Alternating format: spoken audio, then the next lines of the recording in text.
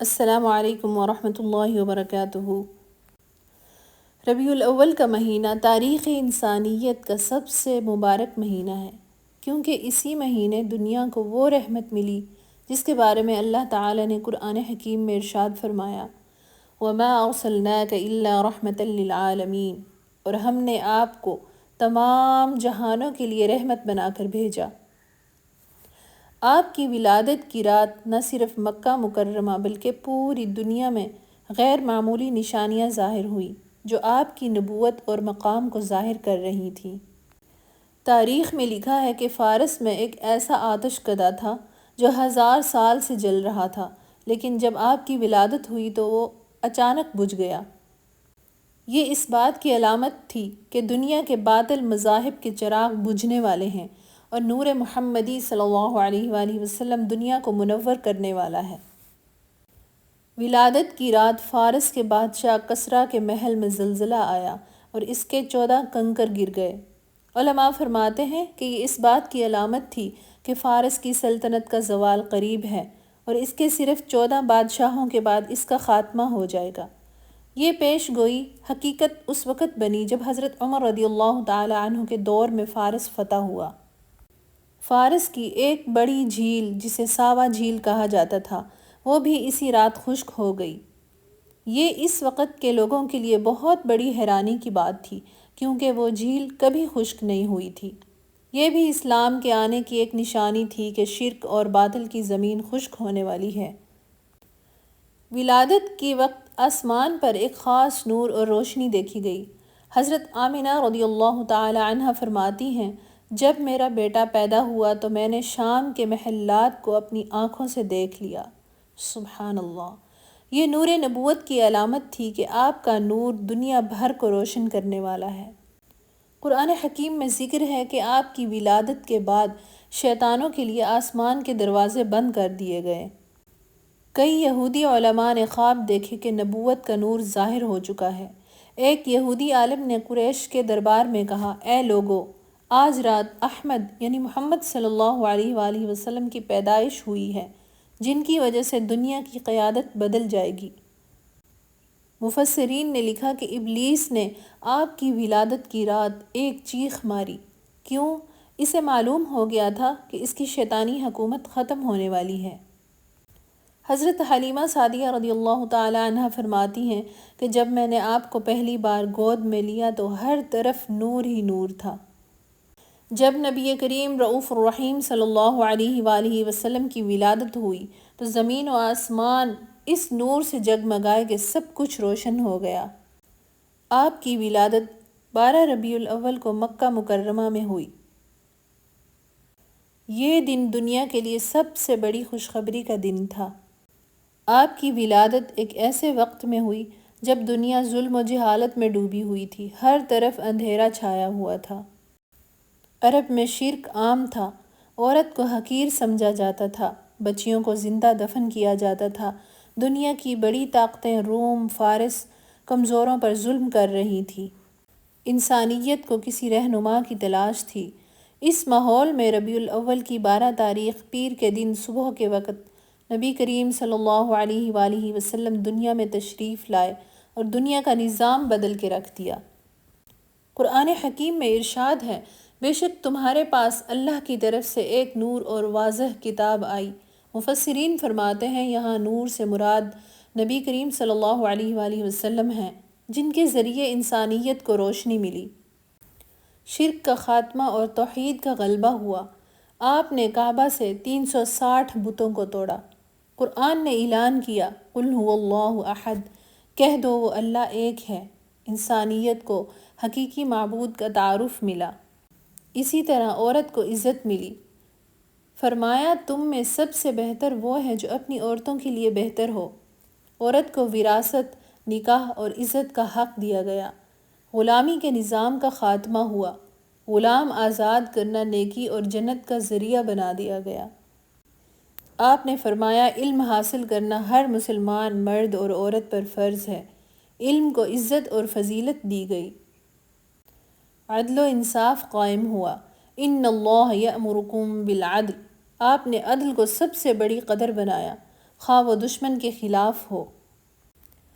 آپ نے ہر کمزور طبقے کے حقوق قائم کیے، یتیموں، بیواؤں اور مسکینوں کی کفالت کو عبادت قرار دیا۔ آپ کے آنے سے اخلاقی انقلاب آیا۔ آپ نے فرمایا میں اخلاق کی تکمیل کے لیے بھیجا گیا ہوں، دنیا کے اخلاقی نظام کو بدل دیا۔ اسی طرح آپ کی آمد کے بعد خون ریزی کے بجائے صلح اور محبت کا پیغام عام ہوا۔ قرآن نے فرمایا ہم نے تمہیں قوموں اور قبیلوں میں بنایا تاکہ تم ایک دوسرے کو پہچانو۔ اسلام دنیا کا پہلا دین ہے جس نے نوجوانوں کی صلاحیتوں کو پہچانا اور انہیں قیادت کے اعلیٰ مناصب پر فائز کیا۔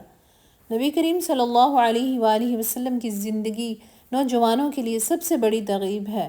اللہ تعالیٰ نے فرمایا یہ چند نوجوان تھے جنہوں نے اپنے رب پر ایمان لایا اور ہم نے ان کو ہدایت میں بڑھا دیا۔ یہ آیت بتاتی ہے کہ ایمان اور ہدایت کے لیے نوجوان سب سے موزوں ہوتے ہیں۔ آپ صلی اللہ علیہ وآلہ وسلم نے اسی حقیقت کو سمجھتے ہوئے نوجوانوں کو قیادت، تعلیم اور دین کی خدمت کے لیے منتخب کیا۔ آپ نے نوجوانوں کو بڑی بڑی ذمہ داریاں دی۔ حضرت اسامہ رضی اللہ تعالی عنہ کو 18 سال کی عمر میں رومی سلطنت کے خلاف لشکر کا کمانڈر مقرر کیا۔ اس لشکر میں حضرت ابو بکر، حضرت عمر رضی اللہ تعالی عنہما جیسے بڑے صحابہ بھی شامل تھے۔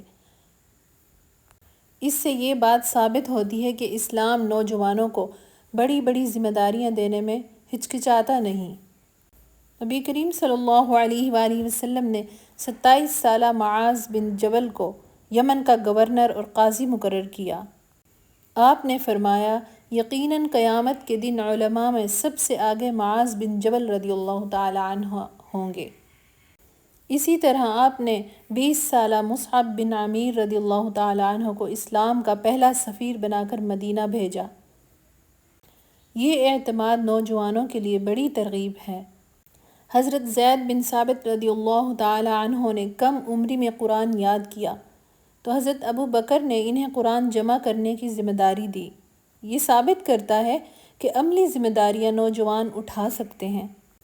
مدینہ کے انصار میں سے جو لوگ بیعت کرنے آئے وہ زیادہ تر نوجوان تھے۔ انہی نوجوانوں نے اسلام کی بنیاد مدینہ میں رکھی۔ حضرت طلحہ اور حضرت زبیر جیسے نوجوانوں نے جنگوں میں بہادری کی مثال قائم کی۔ حضرت زبیر رضی اللہ تعالی عنہ صرف 16 سال کے تھے جب پہلی بار ہجرت کی۔ آپ صلی اللہ علیہ وآلہ وسلم نے نوجوانوں کی روحانی تربیت کی، ان کو نماز کی عادت ڈالی۔ فرمایا اپنے بچوں کو 7 سال کی عمر میں نماز کا حکم دو اور 10 سال کی عمر میں سختی کرو۔ یہ تربیت کی حکمت ہے کہ بچوں کو بچپن سے دین سے جوڑ دیں، کیونکہ آپ صلی اللہ علیہ وآلہ وسلم جانتے تھے کہ نوجوان قوم کا مستقبل ہیں۔ فرمایا 7 لوگوں کو اللہ قیامت کے دن اپنے عرش کا سایہ عطا فرمائے گا، ان میں سے ایک وہ ہے جس نے اپنی جوانی اللہ کی عبادت میں گزاری۔ نبی کریم صلی اللہ علیہ وآلہ وسلم کی شخصیت کامل ترین شخصیت ہے۔ اللہ تعالی نے خود قرآن میں آپ کی تعریف کی، وَإِنَّكَ لَعَلَىٰ خُلُقٍ عَظِيمٍ، اور بے شک آپ اخلاق کے بلند ترین مرتبے پر فائز ہیں۔ آپ کا اخلاق سب سے اعلیٰ تھا۔ حضرت انس رضی اللہ تعالی عنہ فرماتے ہیں میں نے رسول اللہ صلی اللہ علیہ وآلہ وسلم کی 10 سال خدمت کی، کبھی انہوں نے مجھے اف بھی نہیں کہا۔ سبحان اللہ! کیونکہ قرآن میں اللہ تعالی نے آپ کے اخلاق کو عظیم کہا۔ آپ کی زندگی سادگی کا اعلیٰ نمونہ ہے۔ آپ کھجور کے پتوں کی بنی چٹائی پر سوتے تھے جس سے جسم پر نشان پڑ جاتے تھے۔ آپ بہت رحم دل تھے، حتیٰ کہ دشمنوں کے لیے بھی۔ طائف کے واقعے میں جب دشمنوں نے پتھر مارے تو آپ صلی اللہ علیہ وآلہ وسلم نے بد دعا نہیں دی بلکہ دعا کی، اے اللہ ان کو ہدایت دے کیونکہ یہ نہیں جانتے۔ اسی طرح فتح مکہ کے موقع پر فرمایا آج تم پر کوئی مواخذہ نہیں، جاؤ تم سب آزاد ہو۔ آپ ہنسی مذاق بھی کرتے تھے مگر سچ بولتے تھے۔ حضرت عائشہ رضی اللہ تعالی عنہ فرماتی ہیں ایک صحابی نے آپ صلی اللہ علیہ وآلہ وسلم سے سواری مانگی تو آپ نے کہا میں تمہیں اونٹنی کا بچہ دوں گا۔ وہ حیران ہوئے، تو آپ نے فرمایا کیا اونٹ بھی اونٹنی کا بچہ نہیں ہوتا؟ آپ اپنے کپڑے سیتے، جوتے مرمت کرتے اور گھر کے سارے کام کرتے تھے۔ آپ نے انصاف کے لیے کبھی رشتہ داری نہیں دیکھی۔ فرمایا اگر میری بیٹی فاطمہ بھی چوری کرے تو میں اس کا ہاتھ کاٹ دوں گا۔ قرآن کہتا ہے آپ کا رحم انسانوں پر ہی نہیں جانوروں پر بھی تھا۔ جی ہاں، آپ صرف نبی نہیں تھے بلکہ عظیم لیڈر بھی تھے۔ قرآن فرماتا ہے یقیناً تمہارے لیے رسول اللہ صلی اللہ علیہ وآلہ وسلم کی زندگی بہترین نمونہ ہے۔ آپ صلی اللہ علیہ وآلہ وسلم کی کھانے پینے کی عادات میں بھی شفا ہے، جیسا کہ آپ بھوک رکھ کر کھایا کرتے تھے۔ آپ کی روزمرہ کی زندگی بہت سادہ تھی۔ آپ اپنے کام خود کرتے تھے، مویشیوں کو چارہ ڈالتے، بازار سے سامان خریدتے، کپڑوں کو پیوند لگاتے، اکٹھے کھانا کھاتے۔ اگر بعض دفعہ کھانے کو کچھ بھی میسر نہ ہوتا تو بھی خدا کا شکر ادا کرتے اور بھوکے ہی سو جاتے۔ کبھی کئی ہفتے چولہے میں آگ نہ جلتی اور پانی اور کھجوروں پر گزارا ہوتا۔ سادگی کا یہ عالم تھا کہ آپ کی غذا عموماً جو کی روٹی ہوتی تھی۔ آپ اپنے اہل و عیال سے زیادہ اپنی امت کی آسائش و سہولت کا خیال رکھتے تھے۔ آپ نے بہت سادہ زندگی بسر کی اور وصال سے قبل فرمایا میرے ورثاء کو میرے ترکہ میں روپیہ پیسہ کچھ نہ ملے گا۔ حقیقت میں آپ صلی اللہ علیہ وآلہ وسلم کے پاس دنیاوی ساز و سامان میں سے کچھ نہیں تھا جو کسی کو دیا جاتا۔ حقیقت تو یہ تھی کہ آپ کی ذرا مبارک ایک یہودی کے پاس 30 درہم کے عوض گروی رکھی ہوئی تھی اور آپ کے پاس اتنی رقم بھی نہ تھی کہ اسے چھڑا لیتے۔ آپ صلی اللہ علیہ وآلہ وسلم راتوں کو اتنی دیر تک نماز میں کھڑے رہتے تھے کہ پاؤں مبارک پر ورم آ جاتا۔ یہ دیکھ کر بعض صحابہ نے عرض کیا یا رسول اللہ، آپ کی مغفرت تو خدا کر چکا ہے، اب آپ کیوں یہ زحمت اٹھاتے ہیں؟ ارشاد ہوا کیا میں خدا کا شکر گزار بندہ نہ بنوں؟ ایک مرتبہ حضرت عائشہ رضی اللہ تعالی عنہا کے دودھ شریک بھائی مسروق ان کے پاس آئے۔ حضرت عائشہ نے کھانا منگوایا اور فرمانے لگی جب سیر ہو کر کھانا کھاتی ہوں تو مجھے رونا آتا ہے۔ انہوں نے پوچھا کیوں؟ آپ نے فرمایا کہ مجھے آپ صلی اللہ علیہ وآلہ وسلم کا زمانہ یاد آ جاتا ہے۔ جب تک رسول اللہ حیات رہے خدا گواہ ہے کبھی ایک دن بھی دوبارہ سیر ہو کر روٹی نہیں کھائی، اور بعض دفعہ گھر میں پورا مہینہ آگ نہیں جلتی تھی اور ہم صرف کھجوروں اور پانی پر گزارا کرتے تھے۔ آپ کو حوض کوثر عطا ہوئی۔ یہ ایک خاص انعام ہے جو اللہ تعالیٰ نے اپنے پیارے حبیب کو عطا کیا ہے۔ ایک بہت بڑا حوض جو کہ دنیا کی نہروں سے کہیں بڑا ہے۔ اس کا دودھ نہایت سفید اور شفاف ہے، پینے میں بے حد لذیذ ہے۔ اس کے برتن آسمان کے ستاروں کی طرح لاتعداد ہیں۔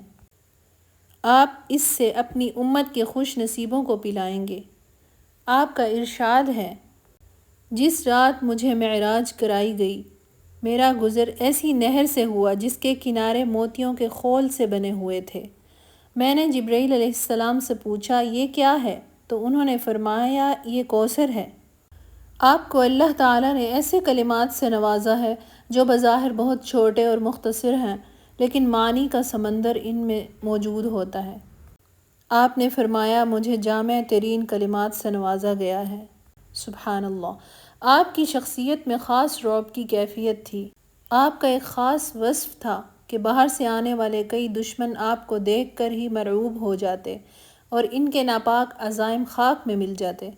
حضرت جابر بن عبداللہ رضی اللہ تعالیٰ عنہ روایت کرتے ہیں نبی کریم صلی اللہ علیہ وآلہ وسلم نے فرمایا مجھے کئی چیزیں ایسی دی گئی ہیں جو مجھ سے پہلے کسی نبی کو نہیں دی گئیں۔ مجھے 1 مہینہ کی مسافت سے رعب کے ذریعے مدد دی گئی، پوری روئے زمین میرے لیے مسجد اور پاک بنا دی گئی، لہٰذا میری امت میں سے جس شخص پر جہاں کہیں نماز کا وقت آ جائے وہیں نماز پڑھ لے۔ میرے لیے مال غنیمت حلال کر دیا گیا حالانکہ مجھ سے پہلے کسی نبی کے لیے حلال نہیں تھا، مجھے شفاعت کی اجازت دی گئی۔ سبحان اللہ۔ آپ نے فرمایا ہر نبی صرف اپنی قوم کے لیے ہوتا ہے اور میں قیامت تک کے تمام انسانوں کے لیے بھیجا گیا ہوں۔ آپ پہلے سفارشی ہوں گے۔ امت کے گناہ گاروں کے لیے سب سے پہلے شفاعت کا جو حق دیا جائے گا وہ اللہ تعالیٰ کے آخری رسول کو دیا جائے گا۔ آپ نے فرمایا کہ سارے لوگوں میں سے سب سے پہلے میں جنت کے لیے شفاعت کروں گا اور تمام انبیاء علیہ السلام میرے تابعدار ہوں گے۔ سب سے زیادہ پیروکار آپ کے ہیں۔ کائنات میں جتنے بھی نبی اور رسول آئے ہیں ان سب میں بڑا درجہ نبی آخر الزماں حضرت محمد صلی اللہ علیہ وآلہ وسلم کا ہے۔ آپ خاتم الانبیاء ہیں۔ نبی کریم صلی اللہ علیہ وآلہ وسلم نے اپنے خطبہ حجۃ الوداع میں فرمایا، نہ میرے بعد کوئی نبی آئے گا نہ تمہارے بعد کوئی امت آئے گی۔ یہ آپ کا خاص وصف ہے کہ آپ کو قیامت تک کی ساری قوموں کے لیے اور سارے زمانوں کے لیے مبعوث فرمایا گیا۔ اللہ تعالیٰ نے ارشاد فرمایا اور ہم نے آپ کو تمام انسانوں کے لیے بشیر اور نذیر بنا کر بھیجا ہے۔ الحمدللہ آپ صلی اللہ علیہ وآلہ وسلم کی سیرت و شخصیت ایک ایسا کامل نمونہ ہے جو رہتی دنیا تک انسانیت کے لیے مشعل راہ ہے۔ آپ وہ ہستی ہیں جنہیں اللہ تعالیٰ نے تمام جہانوں کے لیے رحمت بنا کر بھیجا۔ آپ نے دنیا کو شرک کے اندھیروں سے نکال کر توحید کے نور سے روشن کیا، جہالت کو علم سے بدلا، ظلم کے نظام کو عدل سے بدل ڈالا اور اخلاق کے ایسے اعلیٰ معیار قائم کیے جو قیامت تک باقی رہیں گے۔ آپ کی سیرت محض کہانی نہیں بلکہ ایک مکمل لائحہ عمل ہے جو ہر انسان کو کامیابی کا راستہ دکھاتا ہے۔ آج اگر دنیا امن و سکون اور انصاف چاہتی ہے تو اسے آپ صلی اللہ علیہ وآلہ وسلم کی تعلیمات کی طرف لوٹنا ہوگا۔ اللہ سبحانہ و تعالی ہمیں نبی کریم صلی اللہ علیہ وآلہ وسلم کی محبت، اطاعت اور سنت پر چلنے کی توفیق عطا فرمائے اور ہمیں آپ کے جھنڈے کے تلے قیامت کے دن جمع فرمائے۔ آمین ثم آمین۔ جزاکم اللہ خیر۔